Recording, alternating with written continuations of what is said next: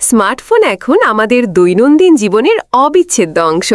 যোগাযোগ, বিনোদন কিংবা কাজের প্রয়োজন সব ক্ষেত্রেই এটি অপরিহার্য। কিন্তু হঠাৎ যদি ফোনে চার্জ বন্ধ হয়, তখন বিরক্তি ও দুশ্চিন্তা দুটোই বাড়তে থাকে। জরুরি প্রয়োজনে ফোন ব্যবহার করতে না পারা বেশ অস্বস্তিকর পরিস্থিতি তৈরি করতে পারে।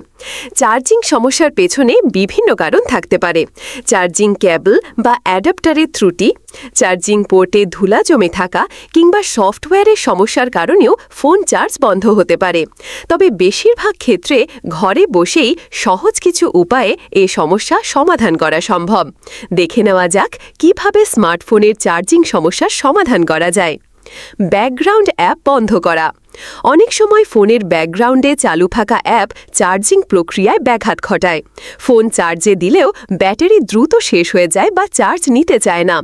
তাই চার্জ দেওয়ার আগে ব্যাকগ্রাউন্ড অ্যাপগুলো বন্ধ করে নিতে হবে। ফোন রিস্টার্ট করা। কখনো কখনো ফোনের সফটওয়্যারের সাময়িক ত্রুটির কারণে চার্জিং সমস্যা দেখা যায়। এ ধরনের সমস্যা হলে ফোনটি বন্ধ করে কয়েক মিনিট অপেক্ষা করে পুনরায় চালু করতে হবে। এতে সাধারণত চার্জিং সংক্রান্ত ছোটখাটো সমস্যার সমাধান হয়ে যায়। চার্জিং কেবল ও অ্যাডাপ্টার পরীক্ষা করা। চার্জার নষ্ট হলে ফোন চার্জ হয় না। বেশিরভাগ ক্ষেত্রে আমরা খেয়াল করি না। এজন্য চার্জিং কেবল ও অ্যাডাপ্টার অন্য কোনো যন্ত্রে সংযুক্ত করে দেখতে হবে ঠিকভাবে কাজ করছে কিনা। যদি চার্জ না হয় তাহলে নতুন কেবল বা অ্যাডাপ্টার ব্যবহার করতে হবে। অবশ্যই ফোনের ব্র্যান্ডের মূল চার্জার ব্যবহার করা উচিত, কারণ নিম্নমানের চার্জার ফোনের ক্ষতি করতে পারে। চার্জিং পোর্ট পরিষ্কার করা।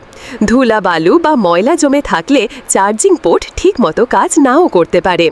তাই নিয়মিত চার্জিং পোর্ট পরিষ্কার রাখা জরুরি। পরিষ্কারের জন্য নরম শুকনা কাপড় ব্যবহার করতে হবে। তবে খেয়াল রাখতে হবে পোর্ট পরিষ্কার করতে কখনোই তরল বা ধাতব বস্তু ব্যবহার করা যাবে না। উপরে উল্লিখিত সব পদ্ধতি অনুসরণ করার পরও যদি ফোন চার্জ না নেয়, তাহলে দ্রুত কোনো অনুমোদিত সার্ভিস সেন্টারে নিয়ে যেতে হবে। অনেক সময় ব্যাটারি বা চার্জিং পোর্টে অভ্যন্তরীণ ত্রুটি দেখা দিতে পারে। এমন সমস্যা হলে মেরামতের প্রয়োজন পড়ে।